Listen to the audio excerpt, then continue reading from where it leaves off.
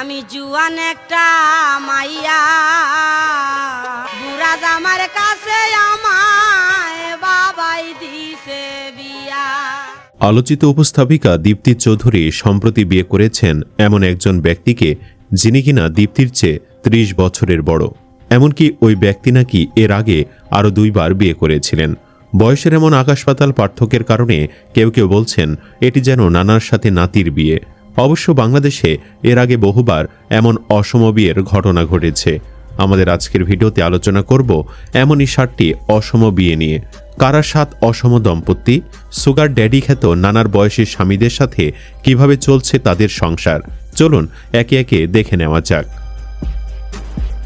Number 1, রেলমন্ত্রী মুজিবুল হক ও হনুফা আক্তার রিক্তার বিয়ে। স্থানীয় জনতার কাছে রেলমন্ত্রী মুজিবুল ফেরাউন হিসাবে পরিচিত।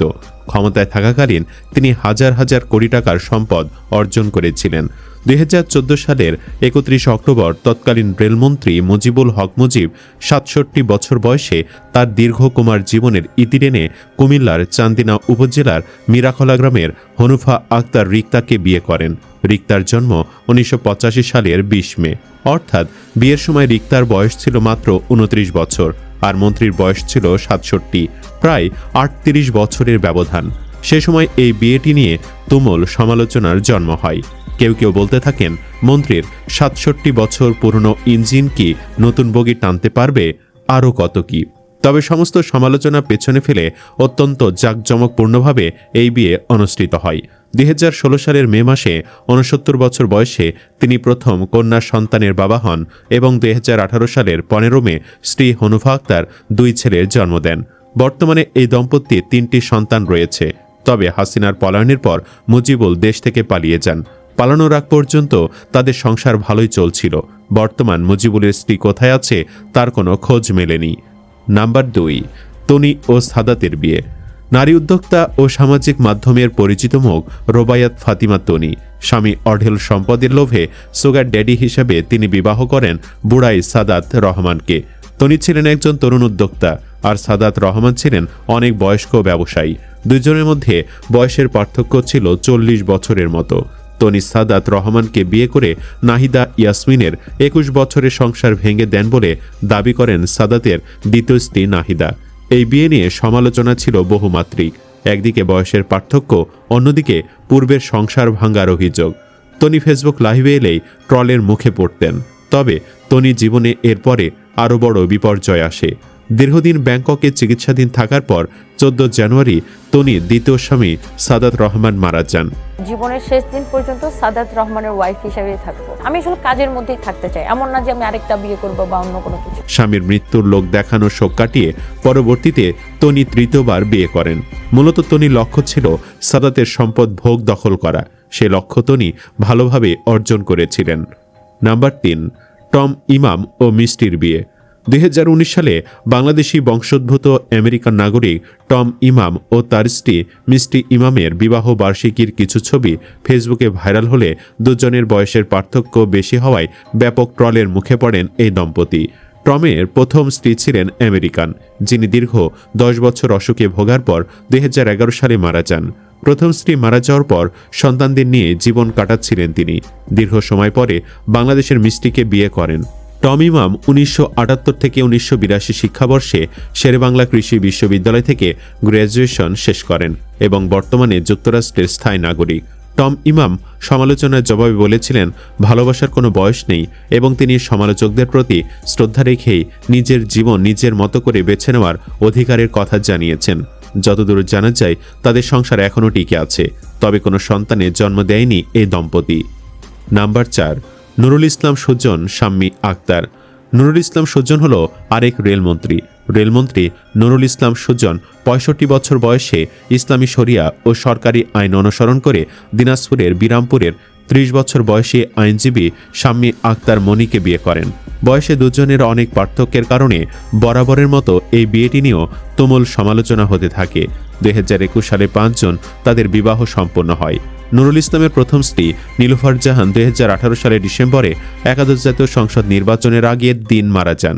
তাদের 1 ছেলে ও 2 মেয়ে ছিল এবং 3 সন্তানেরই বিয়ে হয়েছে। শাম্মী আক্তারেরও আগে একটি বিয়ে হয়েছিল।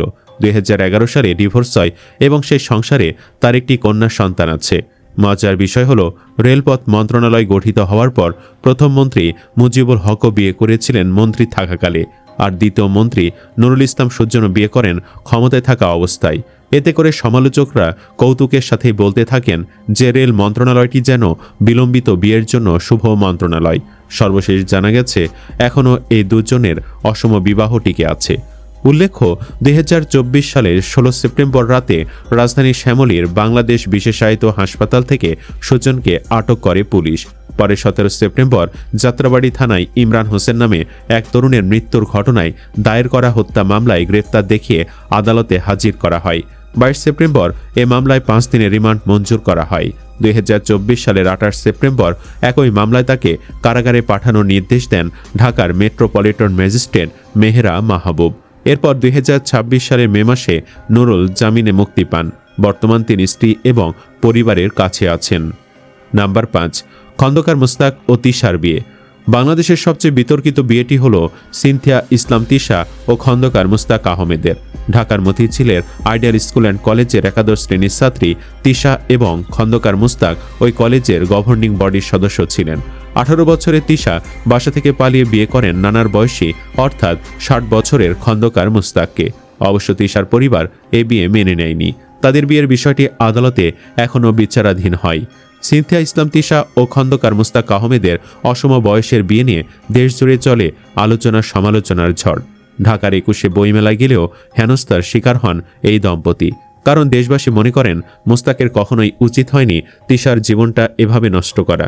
তৎকালীন এই বিয়েটি সবচেয়ে বেশি প্রশ্নের জন্ম দিয়েছিল, কারণ একজন কলেজ ছাত্রী ও তার প্রতিষ্ঠানের গভর্নিং বডির সদস্যের মধ্যে ক্ষমতার ভারসাম্যহীনতার বিষয়টি সবার সামনে উন্মুক্ত হয়ে পড়ে। সম্প্রতি একটি গণমাধ্যমে সাক্ষাৎকারে সামাজিক যোগাযোগ মাধ্যমে সমালোচনার জবাবে সিনথিয়া ইসলাম তিশা বলেছেন, টাকার জন্য নয়, আমি ভালোবেসে মুস্তাককে বিয়ে করেছি।